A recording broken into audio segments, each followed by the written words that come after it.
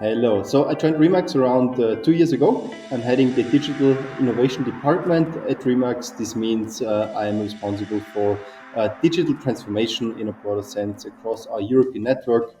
The point is, our network in the around 40 countries is working or was working very different in how they treated recruitment. For me, it was very clear we need to standardize these activities. We need to get kind of a state-of-the-art recruiting software in place to achieve a certain quality level. And my feeling was Elevatus is ticking the boxes for us. In addition, coming with really cool AI features on top. So it was for us simply the best choice to fulfill the needs we had. My impression was working with Elevators and the people in place was very, very flexible and dynamic, kind of adapting to the needs we had.